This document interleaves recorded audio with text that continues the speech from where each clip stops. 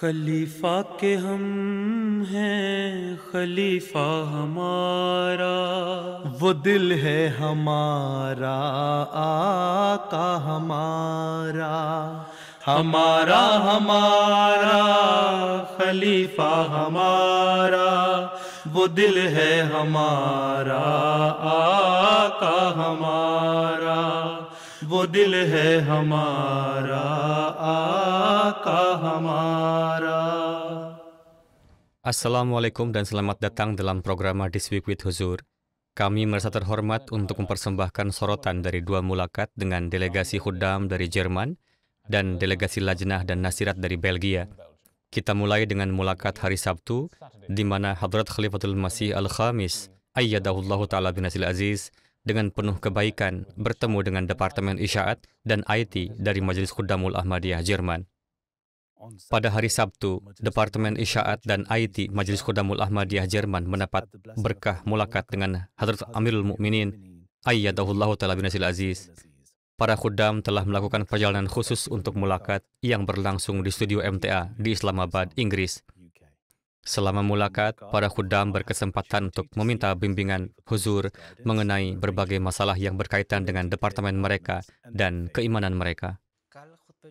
Kemarin dalam khutbah Jum'ah, Huzur menyebutkan bahwa membuat komentar tentang berbagai hal di media sosial lebih banyak mendatangkan kerugian daripada kebaikan. Sehingga Ahmadi tidak boleh terlibat dalam praktik seperti itu. Mereka hanya boleh menggunakan platform tersebut untuk menyebarkan pesan perdamaian dan keharmonisan, sebagaimana yang telah dijelaskan oleh Hadrat Masih Maud Islam dalam buku-bukunya. Bagaimana Departemen Isya'at dapat memenuhi tanggung jawab mereka dalam hal ini? Ini berarti bahwa alih-alih mengungkapkan pendapat Anda tentang isu-isu kontroversial yang bersifat internasional, lebih banyak perhatikan tanggung jawab Anda dalam departemen Anda. Tugas Departemen Isya'at adalah menyebarkan agama. Tujuan kedatangan Hadrat Masih Maud adalah untuk menyebarkan pesan Islam dan bukan untuk mengajari dunia tentang politik. Memang ada topik-topik tambahan yang juga dapat dibahas, tetapi hanya ambil yang telah diberikan kepada Anda oleh Khalifah saat ini atau yang telah diberikan oleh Khalifah terdahulu dan telah disahkan oleh Khalifah saat ini. Anda dapat mencatat berbagai aspek tersebut dan membahasnya juga.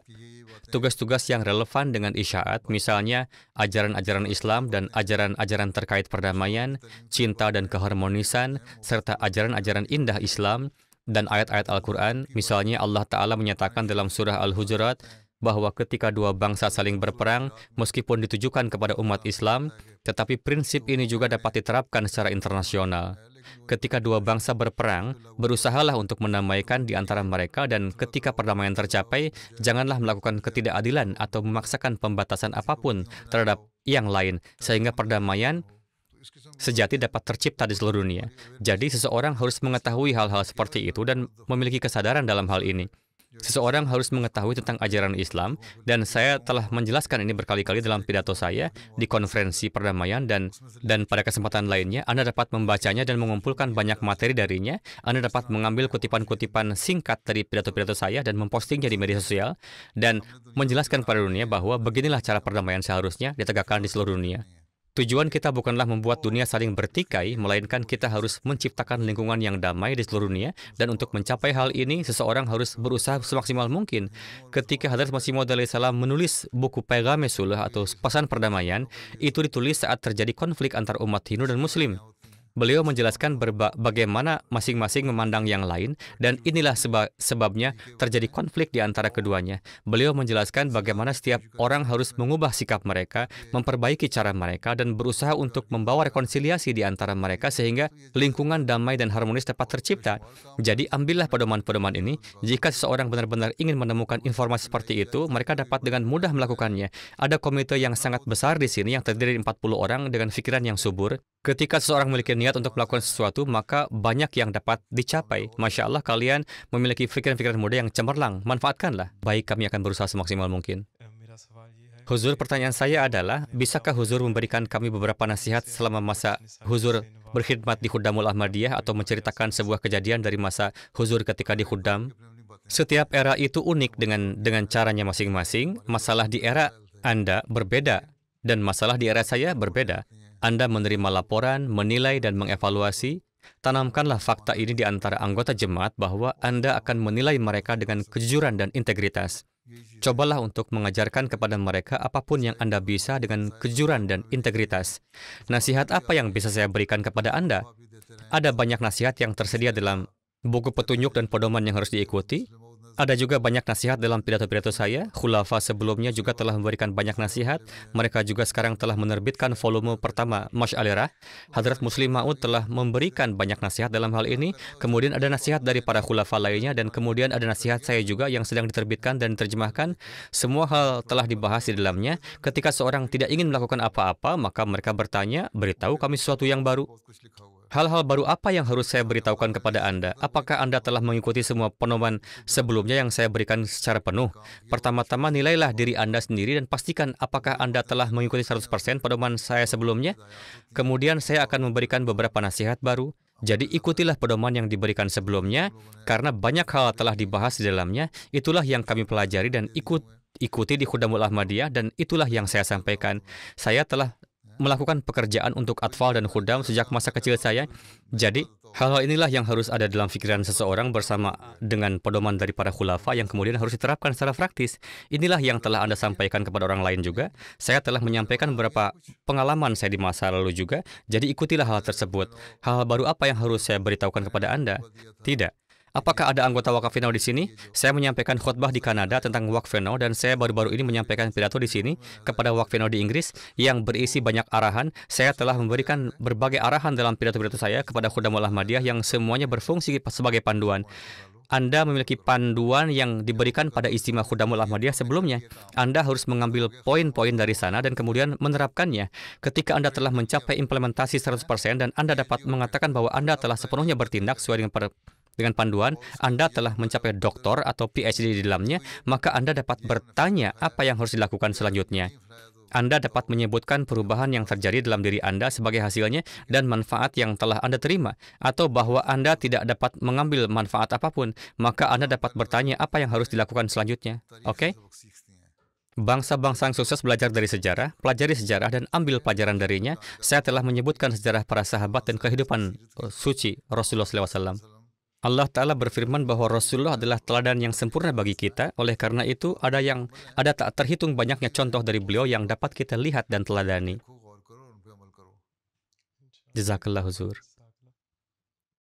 Salah satu khadim yang hadir bertanya kepada Huzur, bagaimana cara memanfaatkan perkembangan teknologi modern dengan sebaik-baiknya untuk melayani kepentingan Islam?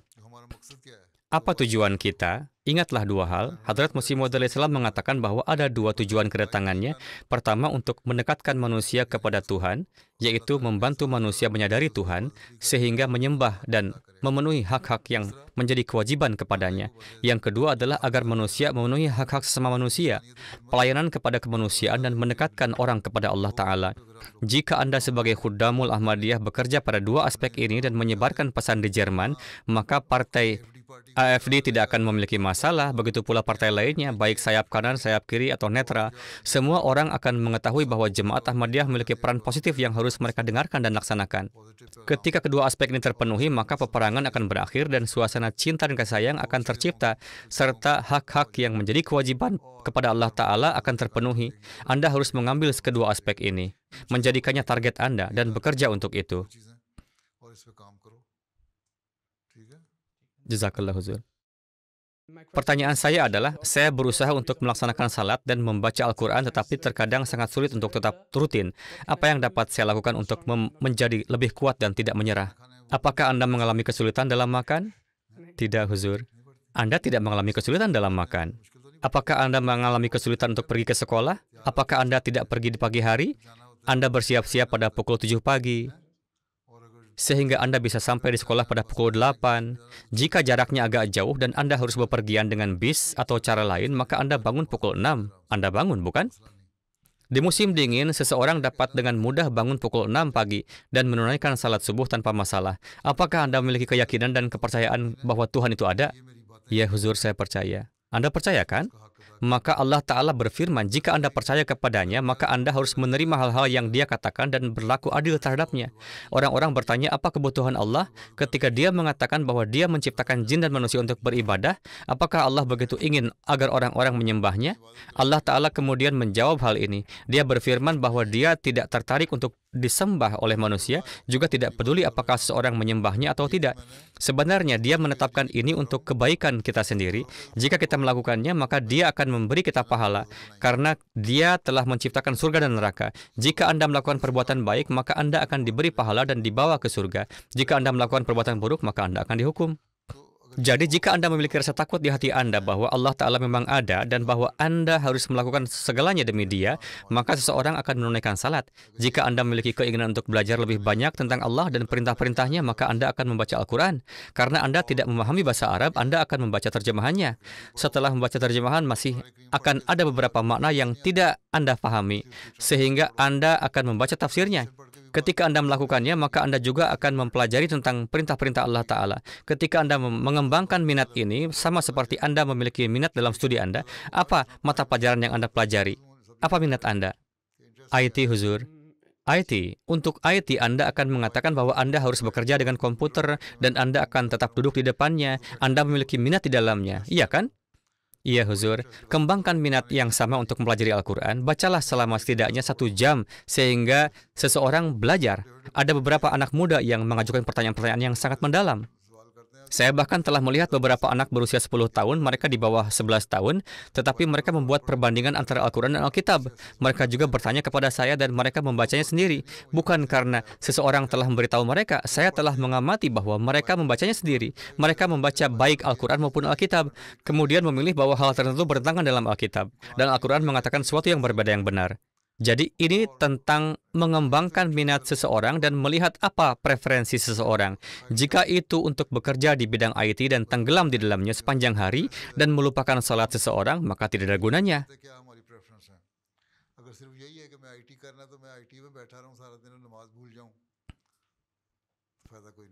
Baik, Huzur.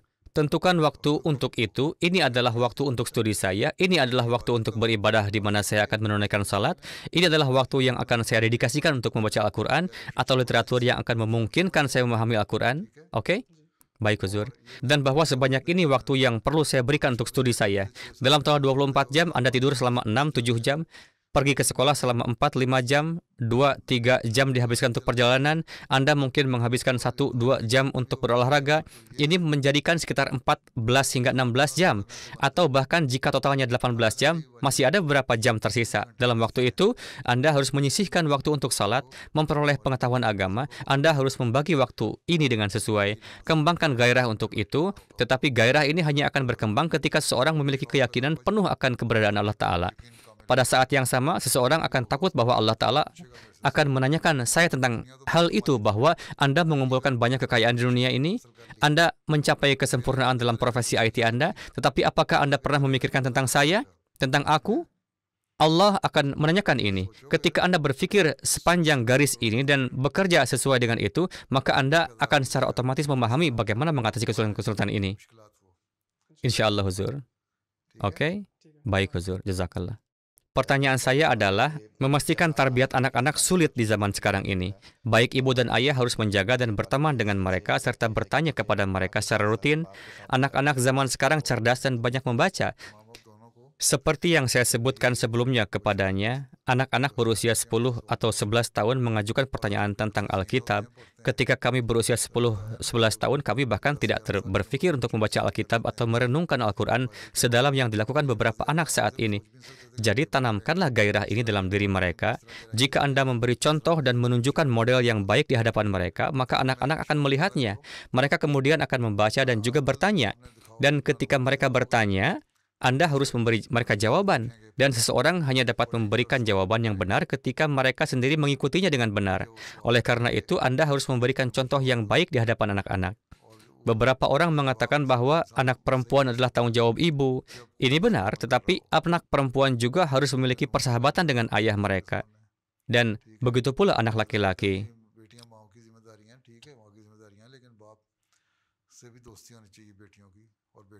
Oke, baik, Huzur. Huzur tercinta, pertanyaan saya adalah terkadang dalam hidup seseorang menghadapi situasi tertentu baik itu pernikahan, belajar atau masalah lain yang sangat sulit difahami pada pandangan pertama. Dalam situasi seperti ini, bagaimana saya bisa yakin bahwa ini adalah bagian dari rencana Allah dan lebih baik bagi saya, meskipun tidak dapat mengenali tujuan sebenarnya dari rencananya? Dalam situasi seperti ini, bagaimana saya bisa menjaga kepercayaan dan keyakinan saya kepada Allah Ta'ala? Apakah Anda yakin bahwa Allah Ta'ala itu ada, seperti yang baru saja saya tanyakan kepada penanya sebelumnya? Iya, Huzur. Anda yakin, bukan? Apakah Anda percaya bahwa Allah Ta'ala mendengarkan hamba-hambanya? Iya, Huzur. Iya kan? Apakah Dia pernah mengabulkan doa Anda? Iya, Huzur. Dia telah mengabulkannya, bukan? Iya, Huzur. Jadi Anda memiliki pengalaman bahwa Allah Ta'ala mendengarkan. Oleh karena itu, ketika masalah seperti itu muncul, maka berdoalah. Tidak perlu bahwa Allah Ta'ala menunjukkan mimpi. Orang-orang zaman sekarang banyak terobsesi dengan mimpi bahwa mereka tidak melihat mimpi apapun. Mimpi tidak selalu datang. Juga tidak setiap orang menerima wahyu. Melainkan itu adalah perasaan di dalam hati dan hati memperoleh ketenangan. Berdoalah dan lakukan salat sunnah selama 5, 7, 8, atau 10 hari. Dan jika masalahnya serius, maka lakukan salat sunnah selama 40 hari. Berdoalah di malam hari setelah salat isya. Setelah ini kemudian ambil keputusan Anda sesuai dengan apakah Anda memiliki ketenangan di hati? Mintalah kepada Allah Ta'ala, jika engkau menganggap ini lebih baik, maka berikanlah ketenangan dan keyakinan di hatiku, ya Allah. Dan jika itu tidak baik untukku, maka hilangkan dan jauhkan aku dari pikiran-pikiran ini yang telah masuk ke dalam hatiku. Dan ciptakan dengan jelas dalam hatiku dorongan untuk menjauhkan dari dirinya. Maka Allah Ta'ala melakukan hal ini. Jadi ini adalah masalah hubungan seseorang dengan Tuhan. Banyak yang hanya pergi kepada Allah Ta'ala untuk urusan duniawi. Ketika kita tidak memiliki masalah apapun, maka kita tidak bersujud dalam salat dengan cara yang sama seperti sebelumnya. Meskipun seharusnya kita berdoa kepada Allah Ta'ala 1 atau 2 atau 3 kali dalam seminggu dengan cara ini, ya Allah, Engkau ada dan kami ingin mencapai kedekatan denganmu dan untuk membentuk ikatan denganmu. Kami memohon kepada Engkau untuk menunjukkan jalan kepada kami. Teruslah membaca doa. Tunjukilah kami jalan yang lurus. Ketika kita menerima petunjuk dari Allah, maka apapun yang kita lakukan, Allah Ta'ala akan ada untuk kita, dan Allah Ta'ala akan menunjukkan bahwa Dia ada. Dan kita akan menerima petunjuk mengenai hal itu, serta akan memperoleh kepercayaan juga. Jika manusia tetap terjebak dalam keraguan dan mengatakan bahwa dia ingin menerima perintah yang jelas seperti 1+1=2, maka bahkan para nabi pun tidak menerimanya dengan cara seperti ini. Mereka juga membuat kesalahan dalam menafsirkan hal tertentu. Sesungguhnya tidak ada nabi yang lebih besar daripada Rasulullah SAW, tetapi bahkan beliau pun membuat beberapa kekeliruan dalam ijtihad atau penilaian. Jadi beliau kemudian akan menyatakan bahwa sebenarnya kehendak Allah adalah demikian dan demikian. Lihatlah peristiwa perjanjian Hudaibiyah. Mereka berangkat untuk melaksanakan umrah, tetapi mereka tidak bisa. Mereka menandatangani perjanjian Hudaibiyah dan kembali. Jadi niat untuk bepergian itu didasarkan pada ilham, bukan? Sekarang Rasulullah juga keliru dalam memahami ilham tersebut. Tetapi beliau berpikir bahwa itu mungkin akan terpenuhi. Setelah ini Allah Ta'ala menyatakan bahwa tidak, itu akan terpenuhi nanti. Dia menjelaskannya kepada beliau. Rasulullah juga menerima wahyu ilahi, namun peristiwa-peristiwa itu terjadi meskipun fakta ini. Dengan demikian, status apa yang dimiliki oleh orang biasa dibandingkan dengan ini? Kemudian Harun Masih Maud menyatakan bahwa beliau juga membuat beberapa kekeliruan dalam ijtihad. Para khalifah juga dapat melakukannya dalam urusan jemaat, tetapi Allah Ta'ala tidak membiarkan hasil negatif apapun muncul darinya. Sebaliknya, Dia menyebabkan hasil positif terjadi. Karena itu, bahkan dalam kondisi normal, mintalah kepada Allah Ta'ala agar apapun yang terjadi, iman Anda kepada Allah Ta'ala tidak boleh goyah atau terguncang. Iman Anda tidak boleh pernah goyah. Berdoalah seperti ini, bahkan dalam kondisi normal. Ketika mulakat berakhir, para khudam berkesempatan untuk berfoto bersama Huzur.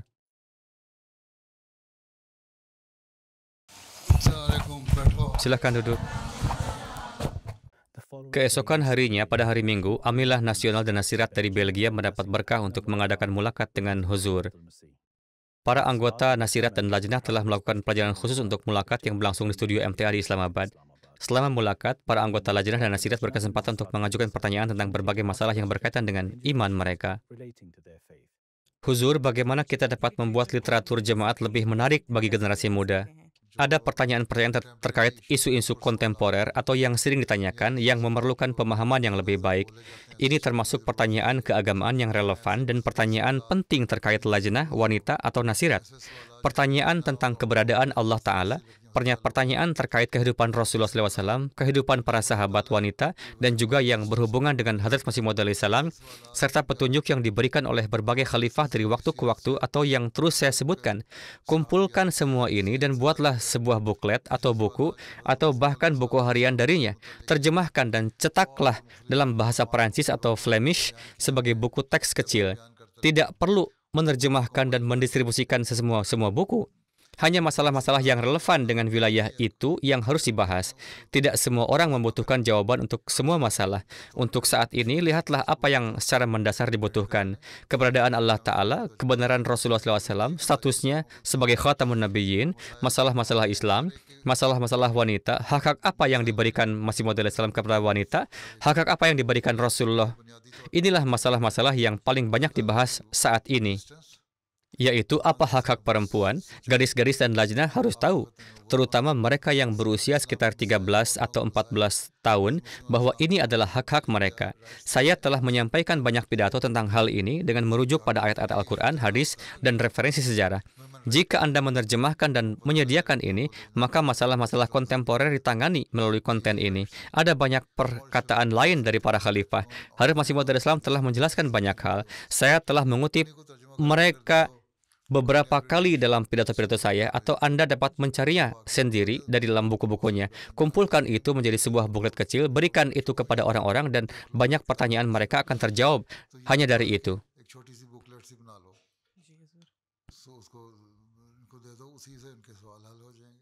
Salah satu anggota nasihat yang hadir bertanya kepada Huzur, bagaimana beliau mampu menjawab semua pertanyaan yang diajukan kepada Huzur.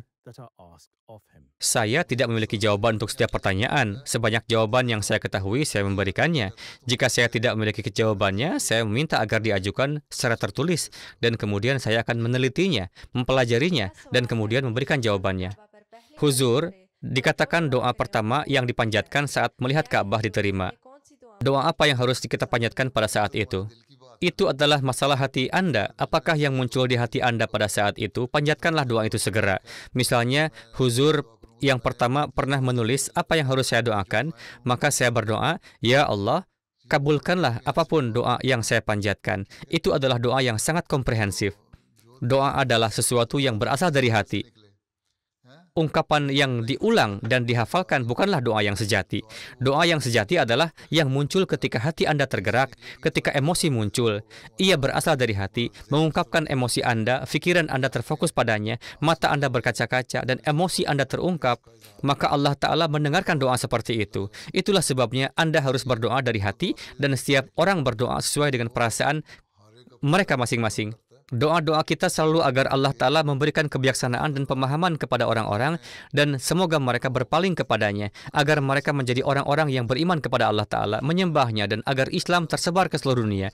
Inilah ajaran kita. Jika ini ada dalam hati kita, maka ketika Anda pergi ke Ka'bah, doa pertama yang secara alami akan muncul di benak Anda adalah, ya Allah, berikanlah kemenangan kepada Islam. Kemudian ada doa-doa lain yang muncul dari hati. Hadrat Khalifatul Masih yang pertama berdoa, dan apa doanya? Itu adalah agar keesaan Allah Ta'ala ditegakkan dan agar Islam menang di dunia. Jadi beliau radhiyallahu anhu membuat satu doa yang mencakup segalanya. Ya Allah, kabulkanlah semua doa-doaku. Oke? Baik, Huzur. Selama mulakat, salah satu nasihat bertanya kepada Huzur, mengapa Muslim non-Ahmadi menerjemahkan Al-Quran Suci dengan cara yang berbeda dari Muslim Ahmadi untuk ayat-ayat yang menyebutkan kematian Hadrat Isa alaihissalam. Banyak di antara tokoh Islam dan para ulama Islam di masa-masa awal menerjemahkannya dengan cara yang sama seperti yang kita lakukan. Allah Ta'ala menyatakan bahwa Allah mengangkat beliau, yang berarti Allah meninggikan derajatnya. Dalam ayat lain di Al-Quran Suci, Allah Ta'ala menyatakan bahwa tidak ada manusia yang bisa naik ke langit dalam keadaan hidup. Di satu sisi, mereka percaya bahwa Rasulullah adalah Nabi yang paling unggul dan dicintai Allah Ta'ala, namun Allah Ta'ala tidak mengangkatnya ketika masih hidup. Sebaliknya, dia mengangkat Nabi Isa alaihissalam dan telah menahannya di sana selama 2000 tahun. Ini berarti bahwa masalah ini memerlukan pemikiran dan perenungan. Para ulama zaman dahulu, sebelum masa Masih Maud alaihissalam, memahami hal ini dan menerjemahkannya dengan cara yang sama seperti kita. Ini bukan hanya terjemahan kita, tetapi dalam literatur kita Kita telah mengutip referensi dari ulama-ulama terdahulu yang telah menerjemahkan ayat-ayat ini dengan cara yang serupa. Allah Ta'ala tidak menyebabkan siapapun naik ke langit dalam keadaan hidup. Sebaliknya, Allah Ta'ala menyatakan bahwa kita akan hidup dan mati di bumi ini. Dengan demikian, kita mati di sini, dan kita dikuburkan di sini, dan tidak ada yang naik ke langit dalam keadaan hidup. Oleh karena itu, Nabi Isa alaihissalam bukanlah pengecualian khusus. Kamu dapat berdebat dengan mereka dan bertanya mengapa Nabi Isa belum kembali setelah berlalunya 2000 tahun. Jika Anda membaca dan mempelajari terjemahan-terjemahan ulama terdahulu, mereka mengatakan hal-hal yang sama seperti yang kita katakan. Mereka mungkin berbeda dalam satu atau dua hal. Tanyakan kepada mereka apa bukti mereka.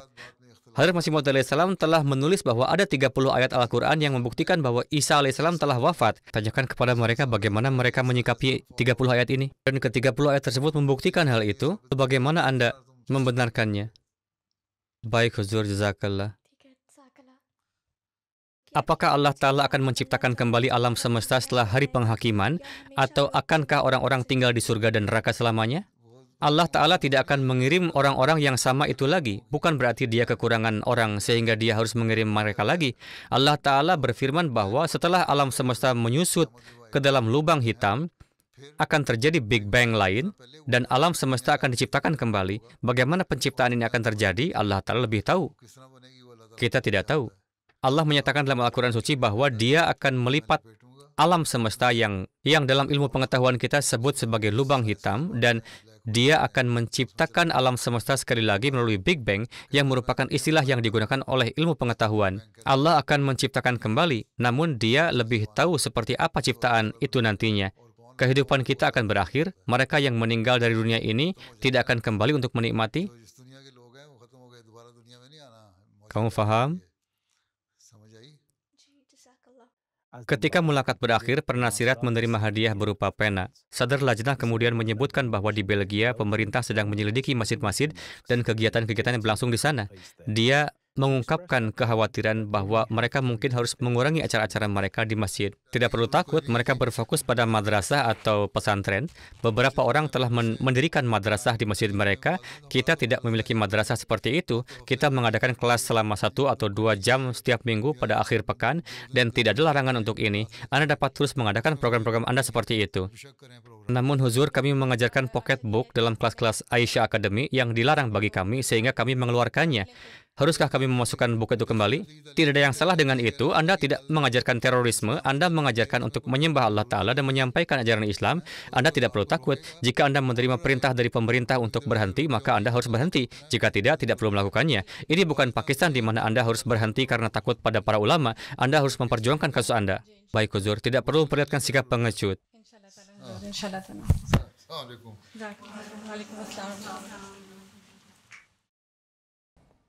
Itulah beberapa sorotan dari aktivitas Huzur yang terkasih pada akhir pekan lalu. Kita sekarang mengakhiri dengan segmen terakhir kita, ringkasan khutbah Jumat. Dalam khutbah Jumat hari ini, Huzur Ayyadahullah Ta'ala bin Nasril Aziz berbicara mengenai 2 ekspedisi Nabi Suci SAW. Pada bagian akhir khutbahnya, Huzur berbicara mengenai wafatnya Sayyid Mir Mahmud Ahmad Nasir Sahib. Huzur bersabda, beliau adalah penolong besar khilafat, selalu siap mengorbankan nyawanya demi khilafat, memenuhi setiap kata-katanya secara harfiah, setia. Seorang penolong sejati yang jarang kita temui, seorang cendekiawan yang memimpin dengan teladannya sendiri, atau setidaknya saya belum pernah melihat contoh sosok yang semisal beliau sampai saat ini. Tentu saja tidak ada kekurangan dalam perbendaharaan Allah Ta'ala. Karena itu semoga Allah Ta'ala memunculkan para penolong seperti beliau yang merupakan hamba-hamba khilafat Ahmadiyah yang setia, tulus dan saleh. Semoga dia juga memungkinkan keturunannya menjadi penerima doa-doa ayah mereka dan mengikuti teladan serta nasihatnya.